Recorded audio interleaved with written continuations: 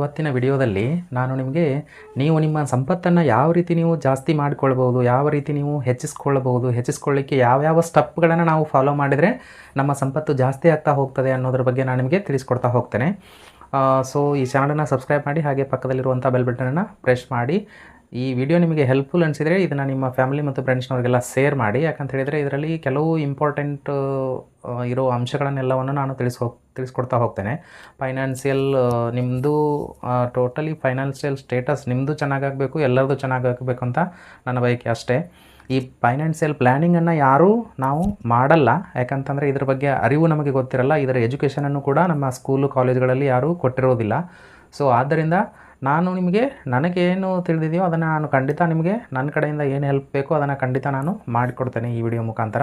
So ನಿಮಗೆ ಏನಾದರೂ doubts ಇದ್ದರೆ, ನಿಮಗೇನಾದರೂ ಫೈನಾನ್ಷಿಯಲ್ ಪ್ಲ್ಯಾನಿಂಗ್ ಇದ್ದರೆ ನೀವು ಅದನ್ನು ನಿಮ್ಮ ಕಮೆಂಟ್ ಮಾಡಿ. ಜೊತೆಗೆ ನೀವು ಈ ಥರ ಮಾಡ್ತೇನೆ, ಯಾವುದ್ಯಾವುದನ್ನು ಮಾಡಿಸಿದ್ದೀರಾ, ಯಾವುದ್ಯಾವುದನ್ನು ಮಾಡಿಸಿಲ್ಲ ಈ ವಿಡಿಯೋದಲ್ಲಿ ನಾನು ತಿಳಿಸ್ಕೊಡ್ತಾ ಹೋಗ್ತೇನೆ. ಅದನ್ನು ಅಂದರೆ ಹೆಲ್ತ್ ಇನ್ಶೂರೆನ್ಸ್ ಆಗಿರ್ಬೋದು, ಅಥವಾ ಲೈಫ್ ಇನ್ಶೂರೆನ್ಸ್ ಆಗಿರ್ಬೋದು, ಅಥವಾ ಈಗ ಬೇರೆ ಥರದ ಯಾವುದೇ ಥರ NPS ಆಗಿರ್ಬೋದು, ಅಥವಾ PPF ಅಕೌಂಟ್ ಆಗಿರ್ಬೋದು, ಯಾರ್ಯಾರು ಯಾವುದ್ಯಾವುದನ್ನು ಮಾಡಿದ್ದೀರಾ, ಎಷ್ಟು ಮಾಡಿದ್ದೀರಾ ಇನ್ವೆಸ್ಟ್ಮೆಂಟ್, ಎಷ್ಟು ಮಂತ್ಲಿ ಸೇವ್ ಮಾಡ್ತಾಯಿದ್ದೀರಾ ಅನ್ನೋದ್ರ ಬಗ್ಗೆ ನೀವು ಕಮೆಂಟ್ ಮಾಡಿ. ನಾನು ಇವತ್ತು ಅಂದರೆ steps to increase your wealth ಅಂತ ಕೆಲವು ಪಾಯಿಂಟ್ಸ್ ಔಟ್ ಮಾಡಿದ್ದೀನಿ. ಇಲ್ಲಿ ಪಾಯಿಂಟೌಟಲ್ಲಿ ಕೆಲವು ಪಾಯಿಂಟ್ಸ್ ಇದ್ದಾವೆ. Do you have an adequate emergency fund ಅಂದರೆ ನಮ್ಮ ಹತ್ರ ಫಸ್ಟ್ ಕ್ವಶನ್ ನೋಡೋದಾದರೆ, ನಮ್ಮ ಹತ್ರ ಈಗ ಏನೋ ಒಂದು ಪರಿಸ್ಥಿತಿ ಅಂದರೆ ಯಾವುದೋ ಒಂದು ಫ್ಯಾಮ್ಲಿಯಲ್ಲಿ ಅಥವಾ ನಾವು ಮನೆಯಲ್ಲಿರುವಾಗ ಅಥವಾ ಯಾರಿಗೂ ಏನೋ ಒಂದು ಆಗಬಾರ್ದು, ಹಾಗೆ ಯಾರಿಗೂ ಆಗಲ್ಲ, ಬಟ್ ಹೇಳಲಿಕ್ಕಾಗಲ್ಲ. ನಾವು ನಮಗೆ ಎಷ್ಟು ನಮ್ಮದು ಮಂತ್ಲಿ ಇನ್ಕಮ್ ಇದೆಯೋ, ಒಬ್ಬರೇ ದುಡಿಯೋರಾಗಿದ್ದರೆ ಅಥವಾ ಮನೆಯಲ್ಲಿ ನಿಮ್ಮ ಕುಟುಂಬ ದೊಡ್ಡದಿದ್ದರೆ ಅದರಲ್ಲಿ ಎಷ್ಟು ಜನ ದುಡಿಯೋರು ಇರ್ತೀರ ನೋಡಿ, ಅದರ ಮೇಲೆ ನೀವು ಒಂದು ಮಿನಿಮಮ್ 5 ಮಂತ್ಸ್ದು ಅಮೌಂಟನ್ನು ಸೇವಿಂಗ್ಸ್ ಆ್ಯಸ್ ಎ ಎಮರ್ಜೆನ್ಸಿ ಫಂಡಾಗಿ ನೀವು ಸೇವಿಂಗ್ಸ್ ಅಕೌಂಟಲ್ಲಿ ಇಟ್ಕೊಂಡು ಯೂಸ್ ಮಾಡೋದು ಒಳ್ಳೆಯದು. ಯಾಕಂತ ಹೇಳಿದರೆ ಏನಾದರೂ ಒಂದು ಎಮರ್ಜೆನ್ಸಿ ಆದಾಗ, ಯಾರಿಗೂ ಹುಷಾರಿಲ್ಲ ಅಥವಾ ಯಾರಿಗೂ ಏನೋ ಸಮಸ್ಯೆ ಆಯಿತು, ಆಕ್ಸಿಡೆಂಟ್ ಆಯಿತು, ಈ ಥರ ಆದಾಗ ನಿಮಗೆ ಅಗತ್ಯಕ್ಕೆ ಹಣದ ಅವಶ್ಯಕತೆ ಬೀಳುತ್ತೆ. ಆವಾಗ ನೀವು ಸಾಲ ಮಾಡೋದು ಮತ್ತು ಆ ಸಾಲವನ್ನು ಇಂಟ್ರೆಸ್ಟು ಸಾಲವನ್ನೆಲ್ಲ ನಾವು ಪೇ ಮಾಡ್ತಾ ಹೋದರೆ ಅದರಲ್ಲಿ ಏನಾಗುತ್ತೆ ಅಂತ ಹೇಳಿದರೆ ನಮ್ಮದು ಸೇವಿಂಗ್ಸ್ ಉಳಿಯಲ್ಲ, EMI ಇದರಲ್ಲೇ ನಮ್ಮದು ಜೀವನ ಹೋಗಿಬಿಡತ್ತೆ. ಯಾಕಂತ ಹೇಳಿದರೆ ನಾವು ನಮ್ಮ ಇಂಡಿಯನ್ಸ್ ನಾವೇನಂತ ಹೇಳಿದರೆ ಯಾವುದೇ ಥರ ಎಲ್ಲರೂ ನಾವು ಪ್ಲ್ಯಾನ್ ಮಾಡಲ್ಲ. ಏನಂತ ಹೇಳಿದರೆ ಇರಲಿ ಬಿಡು, ಆದರೆ ಆಯಿತು, ಇದ್ದಂಗೆ ಆಯಿತು, ಹೋದಂಗೆ ಆಗ್ತದೆ. ಅಂದರೆ ನಾವು ಜೀವನವನ್ನು ಯಾವ ಥರ ನೋಡ್ತೀವಿ ಅಂತ ಹೇಳಿದರೆ ಆದಂಗೆ ಆಗ್ತದೆ, ನೋಡೋಣ, ಇನ್ನೂ ಟೈಮ್ ಇದೆಯಲ್ಲ, ತುಂಬ ಲೇಜಿನೆಸ್ಸನ್ನು ನಾವು ಅಂದರೆ ಫೈನಾನ್ಷಿಯಲ್ ಅವೇರ್ನೆಸ್ ಇದ್ದರೂ ಕೂಡ, ಕೆಲವರಿಗೆ ಗೊತ್ತಿದ್ದರೂ ಕೂಡ ಅದನ್ನು ಇಂಟ್ರೆಸ್ಟ್ ತೊಗೊಂಡು ಮಾಡಿರೋದಿಲ್ಲ, ಹಾಗೆ ಬಿಟ್ಬಿಡ್ತೀವಿ. ಅಂದರೆ ಈಗ ನಮಗೆ ಹೆಲ್ತ್ ಇನ್ಶೂರೆನ್ಸ್ ಬೇಕಾಗತ್ತೆ, ಏನೋ ಹುಷಾರಿಲ್ಲ, ಏನೋ ಫ್ಯಾಮ್ಲಿಗೆ ಹೆಲ್ತ್ ಇನ್ಶೂರೆನ್ಸ್ ಇದ್ದರೆ ನಿಮಗೆ ಹೆಲ್ತ್ ಇನ್ಶೂರೆನ್ಸ್ ಮಾಡಿಕೊಂಡ್ರೆ ಒಳ್ಳೆಯದು, ಮತ್ತು ಟರ್ಮ್ ಇನ್ಶೂರೆನ್ಸ್ ಮಾಡಿಕೊಂಡ್ರೆ ಒಳ್ಳೆಯದು. ಯಾವುದೋ ಒಂದು ಸಂದರ್ಭದಲ್ಲಿ ಏನೋ ಒಂದು ಪ್ರಾಬ್ಲಮ್ ಆಗಿ ಫ್ಯಾಮ್ಲಿ ಮೇನ್ ಇನ್ಕಮ್ ಸ್ಟ್ರೀಮ್ ಯಾರೊಬ್ಬರು ದುಡಿತಿರ್ತಾರೆ ಫ್ಯಾಮ್ಲಿಯಲ್ಲಿ, ಅವರೇನಾದರೂ ಹಾಗಾಗಬಾರ್ದು, ಬೈ ಚಾನ್ಸ್ ಏನೋ ವೆರಿ ಆಗಿ ಆಚೆ ಈಚೆ ಆಗಿ ಏನಾದರೂ ತೀರಿ ಹೋದರೆ ಅಥವಾ ಏನೋ ಸಮಸ್ಯೆ ಆದರೆ ಆವಾಗ ಟರ್ಮ್ ಇನ್ಶೂರೆನ್ಸ್ ಇದ್ದರೆ 1 crore ಅಥವಾ ನಿಮಗೆ 50 lakhsದು ನಿಮ್ಮದು ಇನ್ಕಮ್ ಎಷ್ಟಿದೆ ಅದರ ಮೇಲೆ ನೀವು 50 lakhs ಅಥವಾ 1 crore ಟರ್ಮ್ ಇನ್ಶೂರೆನ್ಸ್ ಎಲ್ಲ ಮಾಡಿಟ್ಕೊಂಡ್ರೆ ತುಂಬ ಒಳ್ಳೆಯದು. ಯಾಕಂತ ಹೇಳಿದರೆ ಈ ಟರ್ಮ್ ಇನ್ಶೂರೆನ್ಸಲ್ಲಿ ಏನಾಗುತ್ತೆ ಅಂತ ಹೇಳಿದರೆ ನಿಮ್ಮ ಫ್ಯಾಮ್ಲಿಗೆ ಸೆಕ್ಯೂರಿಟಿ ಸಿಗುತ್ತೆ, ಅಂದರೆ ಸೆಕ್ಯೂರ್ ಆಗುತ್ತೆ ನಿಮ್ಮ ಫ್ಯಾಮ್ಲಿ. ಯಾವುದೇ ಥರ ಇನ್ನೊಬ್ಬರ ಮೇಲೆ ಡಿಪೆಂಡೆನ್ಸಿ ಆಗುವಂಥ ಅವಶ್ಯಕತೆ ಬೀಳೋದಿಲ್ಲ. ಯಾಕಂತ ಹೇಳಿದರೆ ನೀವು ಇಲ್ಲದೆ ಇರುವಂಥ ಟೈಮಲ್ಲಿ ನಿಮ್ಮ ಹೆಂಡತಿ ಮಕ್ಕಳು ಅಥವಾ ನಿಮ್ಮ ತಂದೆ ತಾಯಂದರಿಗೆಲ್ಲ ಹೆಲ್ಪ್ ಆಗುತ್ತೆ. ಅಂದರೆ ಈಗ ನೀವು ಎಷ್ಟು ಅಮೌಂಟದ್ದು ಟರ್ಮ್ ಇನ್ಶೂರೆನ್ಸ್ ಮಾಡಿಸಿರ್ತೀರಲ್ವ, ಅದಕ್ಕೆ ಮಂತ್ಲಿ 1000 2000 ನಿಮ್ಮ ಡಿಪೆಂಡ್ ಅಪಾನ್ ನಿಮ್ಮ ಏಜ್. ಬೇಗ ನೀವು ಮಾಡಿಸಿದರೆ 20 to 25 ಬೇಗ ಮಾಡಿದರೆ ನಿಮಗೆ ಅಷ್ಟೊಂದು ಜಾಸ್ತಿನೂ ಬರೋದಿಲ್ಲ. ಅಂದರೆ ಅರೌಂಡ್ ನಿಮಗೆ 800 to 700 ಹೀಗೆಲ್ಲ ಬರುತ್ತೆ ಫರ್ ಮಂತ್. ಸ್ವಲ್ಪ ಏಜ್ ಆದವ್ರಿಗಾದರೆ 1500 1800ವರೆಗೂ ಬರುತ್ತೆ ಫರ್ ಮಂತ್.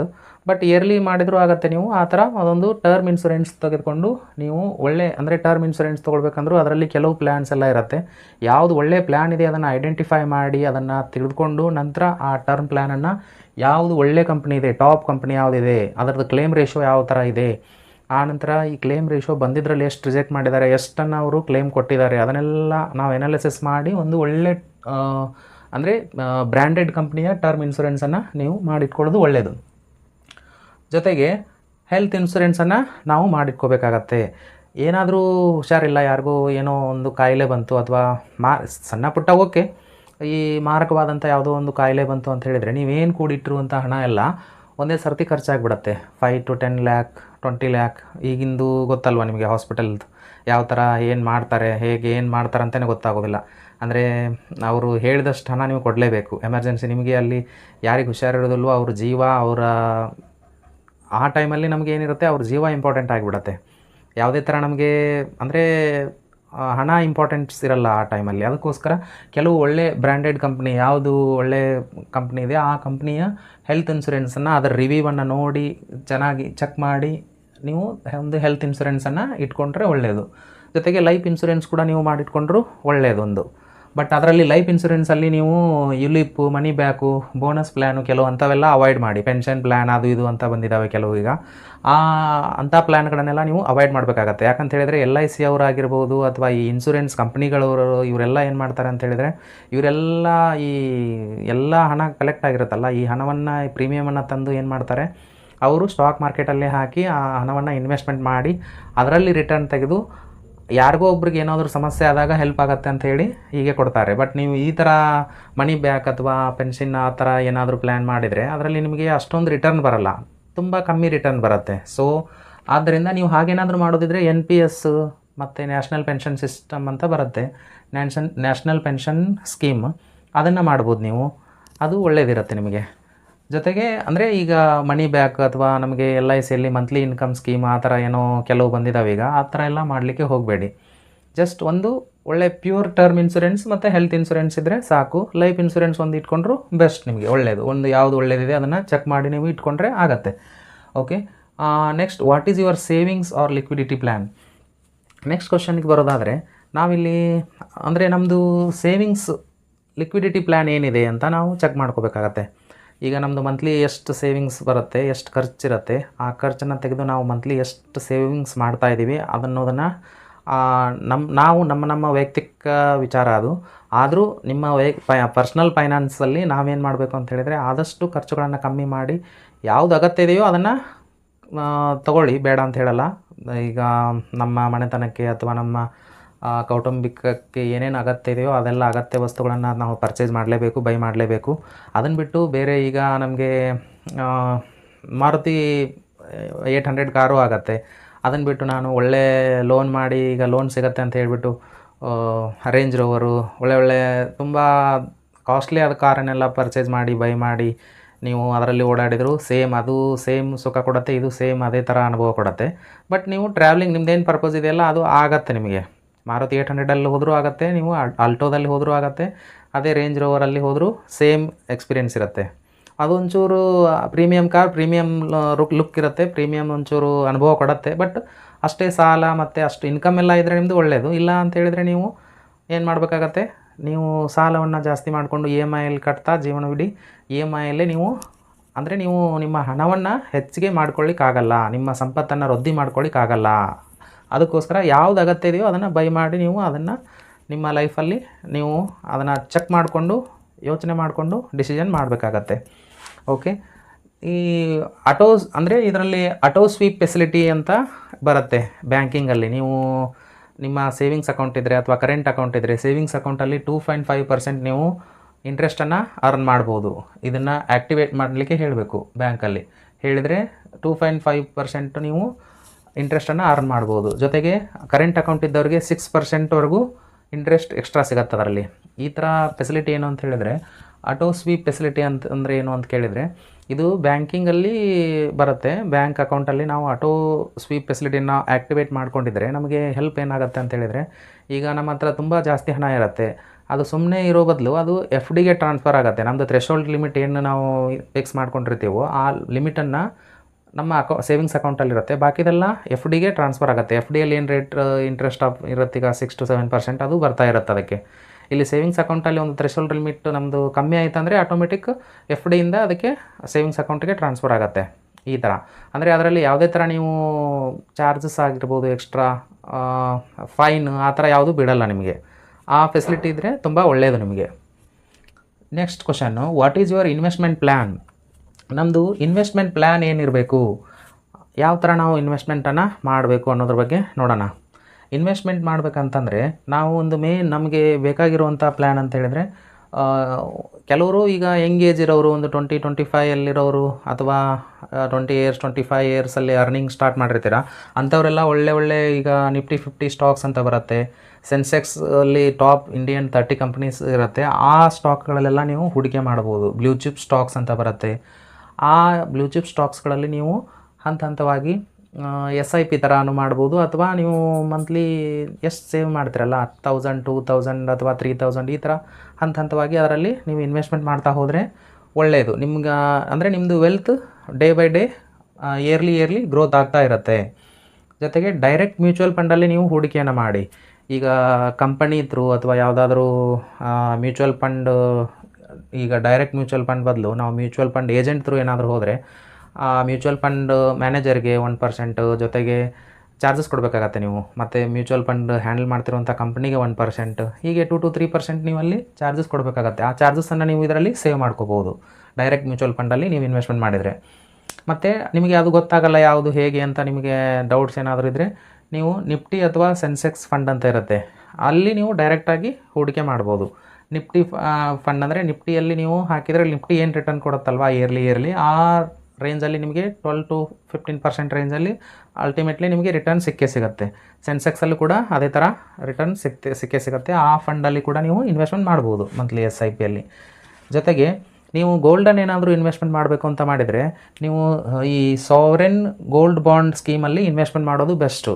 ಇದರಲ್ಲಿ ಏನು ಬೆನಿಫಿಟ್ ಅಂತ ಹೇಳಿದರೆ ಇದು ನಿಮಗೆ ಸೇಫ್ಟಿ ಇರುತ್ತೆ, ಮತ್ತು ಯಾವುದೇ ಥರ ಪ್ರಾಬ್ಲಮ್ ಏನಿರಲ್ಲ, ಥೆಫ್ಟ್ ಆಗುವಂಥದ್ದು ಆ ಥರದ್ದೇನು ಪ್ರಾಬ್ಲಮ್ ಇರಲ್ಲ. ಮತ್ತು ಜೊತೆಗೆ ಈ ಬಾಂಡ್ ನೀವು ಬ್ಯಾಂಕಲ್ಲಿಟ್ಟರೆ ಅದಕ್ಕೆ 2.5% ಇಂಟ್ರೆಸ್ಟನ್ನು ಕೂಡ ಬ್ಯಾಂಕ್ನವ್ರು ಕೊಡ್ತಾರೆ ನಿಮಗೆ. ಮತ್ತು ಇದು ಆ್ಯಸ್ ಪರ್ ಏನು ಪ್ರೆಸೆಂಟ್ ಗೋಲ್ಡ್ ರೇಟ್ ಇದೆಯೋ ಆ ಗೋಲ್ಡ್ ರೇಟ್ಗೆ ನೀವು ರಿಟರ್ನ್ ಚೆನ್ನಾಗಿ ಬಂದಿದೆ, ನನಗೆ ಬೇಡ ಸಾಕು ಇನ್ನು ಮಾರಬೇಕು ಅಂತ ಹೇಳುವಾಗ ನೀವು ಮಾರ್ಬೋದು. ಆ ಥರ ಫೆಸಿಲಿಟಿ ಇರುತ್ತೆ. ಮತ್ತು ಇದರಲ್ಲಿ ಟ್ಯಾಕ್ಸ್ ಡಿಡಕ್ಷನ್ ಕೂಡ ಅಪ್ಲಿಕೇಬಲ್ ಆಗುತ್ತೆ ನಿಮಗೆ. ನೆಕ್ಸ್ಟ್ PPF ಅಥವಾ NPS ಎರಡು ಮಾಡ್ತಾನೆ ಅಂದರೆ ಎರಡು ಮಾಡ್ಬೋದು. NPS ಅಂತಂದರೆ ನ್ಯಾಷನಲ್ ಪೆನ್ಷನ್ ಸ್ಕೀಮ್ ಅಂತ. ಇದರಲ್ಲಿ ಕೆಲವು ಚೇಂಜಸ್ ಆಗಿದೆ. ಅಂದರೆ ಈಗ ರೀಸೆಂಟ್ಲಿ ಈಗ ಒಂದು 1 ವೀಕ್ ಬ್ಯಾಕ್ ಏನೋ ಒಂದು ನ್ಯೂಸ್ ಬಂತು, ಅದರಲ್ಲಿ ಕೆಲವು ರೂಲ್ಸ್ಗಳನ್ನು ಚೇಂಜ್ ಮಾಡಿದ್ದಾರೆ. ಓಲ್ಡ್ NPS ಸ್ಕೀಮಲ್ಲಿ ಕಾಮನ್ ಸ್ಕೀಮ್ಸ್ ಅಂತ ಮಾಡಿದ್ದಾರೆ. ಆ ಕಾಮನ್ ಸ್ಕೀಮ್ಸಲ್ಲಿ ನೀವು ಇನ್ವೆಸ್ಟ್ಮೆಂಟ್ ಮಾಡೋದು ಬೆಟರ್. ಯಾಕಂತ ಹೇಳಿದರೆ ಆ NPS ಅಲ್ಲಿ ನೀವು ಸ್ವಾವಲಂಬನ್ ಈ ಥರ ಕೆಲವು ಅಕೌಂಟ್ ಇದೆ. ಅಂದರೆ ಟೈರ್ 1 ಟೈರ್ 2 ಅಕೌಂಟ್ ಎಲ್ಲ ಇದೆ. ಟೈರ್ 1 ಅಕೌಂಟಲ್ಲಿ ನೀವು NPS ನ್ಯಾಷನಲ್ ಪೆನ್ಷನ್ ಸಿಸ್ಟಮಲ್ಲಿ ಆರಾಮ್ಸೆ ನೀವು ಹೂಡಿಕೆಯನ್ನು ಮಾಡ್ಬೋದು. ಮಂತ್ಲಿ ನೀವು ಎಷ್ಟಾಗುತ್ತೋ 1000-2000 ಈ ಥರ ಎಷ್ಟು ಹಣ ನಿಮ್ಮ ಹತ್ರ ಸಾಧ್ಯ ಆಗುತ್ತೋ ನಿಮ್ಮ ಸ್ಯಾಲ್ರಿಯಲ್ಲಿ ಅಷ್ಟನ್ನು ಉಳಿಸಿ ಅದಕ್ಕೆ ನೀವು ಪೇಮೆಂಟು ಮಂತ್ಲಿ ನಿಮ್ಮ ಬ್ಯಾಂಕಿಂದ ಡಿಡಕ್ಷನ್ ಆಗೋ ಥರ, ಅಥವಾ ನೀವು ನಿಮ್ಮ NPS ಅಕೌಂಟಿಗೆ ಲಾಗಿನ್ ಆಗಿ ನೀವೇ ಪೇ ಮಾಡೋ ಥರನೂ ಮಾಡ್ಕೋಬೋದು. ಆನ್ಲೈನಲ್ಲಿ ಮಾಡಿಕೊಡ್ತಾರೆ, ಏನು ತೊಂದರೆ ಇಲ್ಲ, ನಿಮಗೆ ಈಸಿ ಅದು. ಇದನ್ನು ಮಾಡಿಟ್ಕೊಂಡ್ರೆ ನಿಮಗೆ ಅಲ್ಟಿಮೇಟ್ಲಿ ನಿಮ್ಮ ಭವಿಷ್ಯದ ಒಂದು ಪೆನ್ಷನ್ಗೆ ಮತ್ತು ನಿಮ್ಮ ಮಕ್ಕಳ ಮದುವೆಗೆ ಎಲ್ಲದಕ್ಕೂ ಯೂಸ್ ಆಗುತ್ತೆ. ಒಂದು ನೆಟ್ ಅಮೌಂಟ್ ಬಂದರೆ ನೀವು ರಿಟೈರ್ಮೆಂಟ್ ಆಗುವಾಗ NPS ಹೆಲ್ಪ್ ಆಗುತ್ತೆ. ಅದೇ ಥರ PPF ಇದು ಬ್ಯಾಂಕ್, ನಮ್ಮ ನ್ಯಾಷನಲೈಸ್ಡ್ ಬ್ಯಾಂಕಲ್ಲಿ ನಾವು ಯಾವುದೋ ಬ್ಯಾಂಕಲ್ಲಿ ನಮ್ಮದು ಅಕೌಂಟ್ ಇದ್ದರೂ ನಾವು ಅಲ್ಲಿ ಹೋಗಿ PPF ಅಕೌಂಟನ್ನು ಓಪನ್ ಮಾಡಿ ಅದರಲ್ಲಿ 7.5% ಇಂಟ್ರೆಸ್ಟ್ ಎಲ್ಲ ಇರುತ್ತೆ. ಅದನ್ನು ಇಯರ್ಲಿ ನಿಮಗೆ ಬರ್ತಾ ಇರುತ್ತೆ. ಅದರಲ್ಲೂ ಕೂಡ ನೀವು ಇನ್ವೆಸ್ಟ್ಮೆಂಟ್ ಮಾಡ್ಬೋದು. PPF ಅಕೌಂಟ್ ಓಪನ್ ಮಾಡಿ ಮಂತ್ಲಿ ನೀವು 1000-2000 ಎಷ್ಟಾಗುತ್ತೋ ಅಷ್ಟನ್ನು ನೀವು ಹಾಕಿ ಅದರಲ್ಲಿ ಕೂಡ ನೀವು ಇನ್ವೆಸ್ಟ್ಮೆಂಟ್ ಮಾಡಿ ಹಣವನ್ನು ಸೇವ್ ಮಾಡಿ ಅದನ್ನು ಗ್ರೋ ಮಾಡ್ಬೋದು. ಹೀಗೆ ಮಾಡೋದ್ರಿಂದ ನಿಮ್ಮ ಫೈನಾನ್ಷಿಯಲ್ ಕಂಡೀಷನ್ ಚೆನ್ನಾಗಿ ಆಗ್ತಾ ಹೋಗುತ್ತೆ, ನೀವು ಇಂಪ್ರೂವ್ಮೆಂಟ್ ಆಗ್ತಾ ಹೋಗ್ತೀರಾ, ದಿನದಿಂದ ದಿನಕ್ಕೆ ನಿಮ್ಮ ಹಣವು ಕೂಡ ಬೆಳೀತಾ ಹೋಗುತ್ತೆ. ಸೊ ಈ ಯೂಸ್ಫುಲ್ ಮಾಹಿತಿಯನ್ನು ಕೊಡ್ತಾ ಇದ್ದೀನಿ ಎಲ್ಲರಿಗೂ. ತಾವೆಲ್ಲರೂ ಏನು ಮಾಡಿ ಅಂತ ಹೇಳಿದರೆ, ನಿಮ್ಗೆ ಏನಾದರೂ ಡೌಟ್ ಇದ್ದರೆ, ಸಂಶಯ ಇದ್ದರೆ ಇದನ್ನು ಕೇಳಿ ಹಾಗೆ ಬಿಡಬೇಡಿ. ಯಾವಾಗ ಮಾಡ್ತಿದ್ದೀರಾ, ಯಾವಾಗ ನೀವು ಆಲ್ರೆಡಿ ಮಾಡಿದವರು ಇದ್ದರೆ ಮಾಡಿದ್ದೀರಾ ಅಂತ ಕಮೆಂಟ್ ಮಾಡಿ. ಹಾಗೆ ಈ ವಿಡಿಯೋನ ನಿಮ್ಮ ಫ್ಯಾಮಿಲಿ ಮತ್ತು ರಿಲೇಟಿವ್ಸ್ಗೆಲ್ಲ ಶೇರ್ ಮಾಡಿ, ಅವ್ರಿಗೂ ಸ್ವಲ್ಪ ಹೆಲ್ಪ್ ಆಗಲಿ. ಇದರಿಂದ ಅವರು ಅಂದರೆ ಅವ್ರಿಗೂ ಹೆಲ್ಪ್ ಆಗುತ್ತೆ. ಜೊತೆಗೆ ಅವರು ಈ ಥರ ಯಾರಾದರೂ ಒಂದು ಕೆಲವು ಜನ ಆದರೂ ನೋಡಿ ಈ ಥರ ಫೈನಾನ್ಷಿಯಲ್ ಸ್ಟೆಪ್ಗಳನ್ನು ಅಂದರೆ ಹಂತವಾಗಿ ಒಂದೊಂದನ್ನಾದರೂ ಅವರು ತಗೊಳ್ತಾ ಹೋಗ್ತಾರೆ. ಅದರಿಂದ ಅವ್ರಿಗೂ ಹೆಲ್ಪ್ ಆಗುತ್ತೆ, ಎಲ್ಲರಿಗೂ ಹೆಲ್ಪ್ ಆಗುತ್ತೆ. ಎಮರ್ಜೆನ್ಸಿಯಲ್ಲಿ ಏನೋ ಒಂದು ಹೇಳಿದ್ದು ಈ ವಿಡಿಯೋ ಯೂಸ್ ಆಯಿತು ಅಂತ ಅನಿಸಿದರೆ ಖಂಡಿತ ಲೈಕ್ ಕೊಡಿ. ಜೊತೆಗೆ ಈ ಚಾನಲನ್ನು ಸಬ್ಸ್ಕ್ರೈಬ್ ಮಾಡಿ, ಶೇರ್ ಮಾಡಿ. Okay, next, how much to allocate in stocks and mutual funds. ಹಾಗಿದ್ರೆ ನಾವು ಎಷ್ಟನ್ನು ನಾವು ಸ್ಟಾಕ್ ಮತ್ತು ಮ್ಯೂಚುವಲ್ ಫಂಡಲ್ಲಿ ಹೂಡಿಕೆ ಮಾಡೋದು, ಯಾವ ಥರ ಹೂಡಿಕೆ ಮಾಡೋದು ಅಂತ ನೀವು ಕೇಳೋದಾದರೆ, ಇಲ್ಲಿ ಅದು ಡಿಪೆಂಡ್ಸ್ ಅಪಾನ್ ಯುವರ್ ಏಜ್. ಅಂದರೆ ಈಗ ನಿಮ್ಮದು 100 ಅಂತಿದೆ ಅಂತ ಹೇಳಿದರೆ, ನಿಮ್ಮದು 25 ಏಜ್ ಇದ್ದರೆ 100 - 25 75% ನೀವು ಇಕ್ವಿಟಿಯಲ್ಲಿ ಹೂಡಿಕೆ ಮಾಡ್ಬೋದು. ಅಂದರೆ ಇಕ್ವಿಟಿಯಲ್ಲಿ ತುಂಬ ರಿಸ್ಕ್ ಆ್ಯಂಡ್ ರಿವಾರ್ಡ್, ಅಂದರೆ ರಿಸ್ಕ್ ಆಯಿತು ಈಸ್ಕ್ ಹೈ ಅಂತ ಹಿಂದಿಯಲ್ಲಿ ಹೇಳ್ತಾರೆ ನೋಡಿ. ಇದರಲ್ಲಿ ರಿಸ್ಕ್ ಜಾಸ್ತಿ ಇರುತ್ತೆ, ಬಟ್ ಅಷ್ಟೇ ರಿಟರ್ನ್ ಕೂಡ ಚೆನ್ನಾಗಿರುತ್ತೆ. ಲಾಂಗ್ ಟರ್ಮಲ್ಲಿ ಏನು ಪ್ರಾಬ್ಲಮ್ ಇಲ್ಲ ನಿಮಗೆ. ಈಗ ನಾವು ಸ್ಟಾಕಲ್ಲಿ ಇನ್ವೆಸ್ಟ್ಮೆಂಟ್ ಮಾಡಿರ್ತೀವಿ, ಇನ್ವೆಸ್ಟ್ಮೆಂಟ್ ಮಾಡಿ ಅದನ್ನು ಹಾಗೇ ನೋಡ್ತಾ ಇರಬಾರ್ದು. ನೋಡುವಾಗ 100 to 1000 3000 5000 ಹೀಗೆಲ್ಲ ಮೈನಸ್ ಆಯಿತು ಅಂದರೆ ಹೆದರಬಾರ್ದು. ಯಾಕಂತ ಹೇಳಿದರೆ ನಾವು ಸ್ಟಾಕ್ ಚೂಸ್ ಮಾಡಿ ಇನ್ವೆಸ್ಟ್ಮೆಂಟ್ ಮಾಡುವಾಗಲೇ ಒಳ್ಳೆ ಸ್ಟಾಕನ್ನು ಚೂಸ್ ಮಾಡಿ ಇನ್ವೆಸ್ಟ್ಮೆಂಟ್ ಮಾಡಬೇಕಾಗತ್ತೆ. ಯಾವ ಸ್ಟಾಕು ಆ ಕಂಪ್ನಿಗೆ ಆ ಬಿಸ್ನೆಸ್ಗೆ ಬ್ರೈಟ್ ಫ್ಯೂಚರ್ ಇದೆಯೋ ಅಂಥ ಕಂಪ್ನಿನ ನೋಡಿ ನಾವು ಇನ್ವೆಸ್ಟ್ಮೆಂಟ್ ಮಾಡಬೇಕು. ಇನ್ವೆಸ್ಟ್ಮೆಂಟ್ ಮಾಡಿದ ಮೇಲೆ ಭಯ ಬೀಳಬಾರ್ದು. ಅದಕ್ಕೆ ಟೈಮ್ ಕೊಡಬೇಕು. ವಿತ್ ಟೈಮ್ ಅದು ಆಟೋಮೆಟಿಕ್ ಗ್ರೋ ಆಗ್ತಾ ಹೋಗುತ್ತೆ. ನಿಮ್ಮ ಸ್ಟಾಕ್ ಪ್ರೈಸ್ ಕೂಡ ಮೇಲೆ ಬರ್ತಾ ಹೋಗುತ್ತೆ.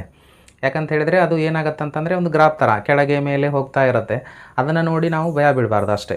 ಓಕೆ, ಆ ಥರ ನೀವು ಈಗ 25 ಏಜ್ ಇದ್ದವರಾದರೆ 100ಅಲ್ಲಿ -25 ಮಾಡಿದರೆ 75% ಅವರು ಇಕ್ವಿಟಿಯಲ್ಲಿ ಕೂಡ ಹೂಡಿಕೆ ಮಾಡ್ಬೋದು. ಇಕ್ವಿಟಿ, ನೆಕ್ಸ್ಟ್ ರಿಯಲ್ ಎಸ್ಟೇಟು, ಕೆಲವು ಸ್ಟಾಕ್ಸು, ಮ್ಯೂಚುವಲ್ ಫಂಡು ಇಂಥದ್ರೆಲ್ಲ ಇನ್ವೆಸ್ಟ್ಮೆಂಟ್ ಮಾಡಿದರೆ ನಿಮ್ಮ ಹಣ ಡೇ ಬೈ ಡೇ ಗ್ರೋ ಆಗ್ತಾ ಇರುತ್ತೆ.